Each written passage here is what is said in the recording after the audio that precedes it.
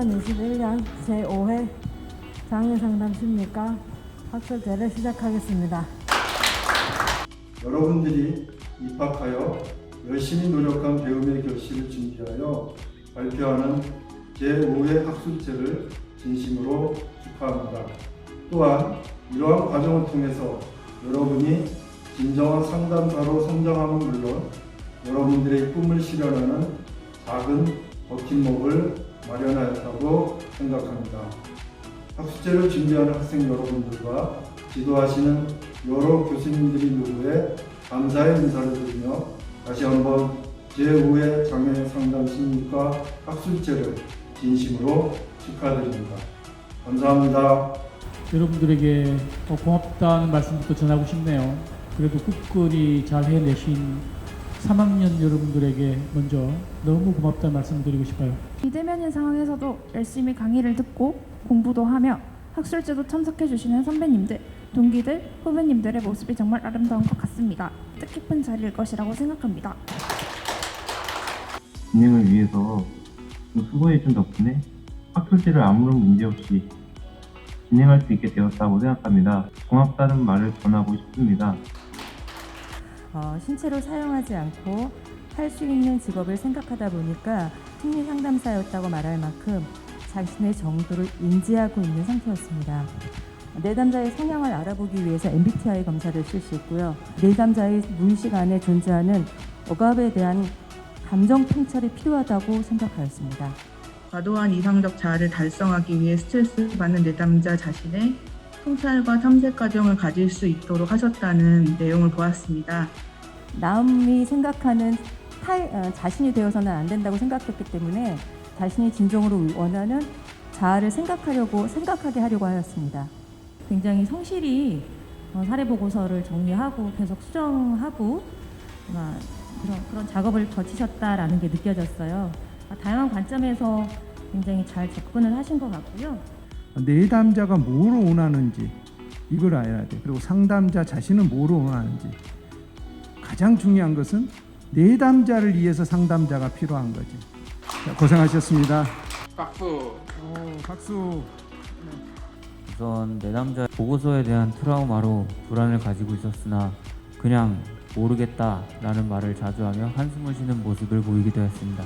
장애인과 비장애인 구분 없이 폭넓은 대인관계를 맺고 있었으며 뒤처지는 느낌을 받으면 버림받을 것이라는 불안을 호소하고 있다고 이해를 했고요. 특별한 사건이 없이 벌어졌다고 했지만 내담자가 어렸을 때부터 꾸준히 비교를 당하면서 동생에 대한 원망감 같은 감정이 느끼지 않았을지 궁금합니다. 그리고 그 상담에서 어떻게 다루었는지 간단하게 설명해 주실 수 있을까요? 반대로 내담자가 친구들을 도움을 줬을 때 어떻게 느끼는가에 대한 비합리적 신념을 알아차리게 하는 그런 소크라테스식 그런 질문을 통해서 진행하였습니다. 내담자가 굉장히 저항하는 모습을 보였다라고 간단히 회기 내용에 쓰셨더라고요. 엎드리거나 그렇게 하실 때 상담사가 어떻게 좀 반응하셨는지가 좀 궁금해요. 거의 한 50분 중에서 한 30분 정도를 그냥 가만히 기다려주는 그런 시간을 가졌습니다. 이 학술제 골든벨은 OX 퀴즈로 진행되며 문제 답을 준 댓글로 제일 먼저 이제 말씀해 주신 분께는 어마어마한 상품이 이제 전달될 예정입니다. 억압은 고통스럽거나 위협적인 경험, 생각, 감정 등을 의식으로부터 3, 2, 1. 네, 카운트 종료했습니다. 자, 일단 정답을 먼저 말씀드리겠습니다. 정답은 O입니다. 네, 정답자 누구실까요? 김지은 씨. 네. 상처받게 하는 자신의 언행이 신경 쓰이며 후회하는 면이 있다고 하였습니다. 진로 문제에 대하여 내가 원하는 게 뭔지 모르겠다는 내담자의 표현과 더불어 내담자가 감정을 자각할 수 있도록 돕고 누군가는 주도적인 모습을 보이는 내담자로부터 도움을 받고 있을 수 있다고 이야기하였습니다. 게슈탈트 이론을 선택을 하셔서 상담을 하셨잖아요. 혹시 이제 그 계기가 좀 궁금해서 질문드립니다. 제가 만나게 된 내담자 또한 제가 이해하기로는 자신의 욕구와 감정에 파악하는 것에 조금 더 초점을 두어야 한다고 생각하였기에 게슈탈트 이론을 적용하였습니다. 또한 현재 내담자가 자신이 진정한 욕구를 알아차리게 하기 위해서 상담 이론을 기반으로 한 전략도 적절히 잘 사용한 것으로 보여지고요.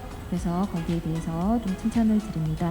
정말 이 내담자가 어려워하는 부분이었는지에 대해서 조금 더 탐색을 해봤으면 더 좋지 않았을까라는 아쉬움이 조금 남기도 합니다.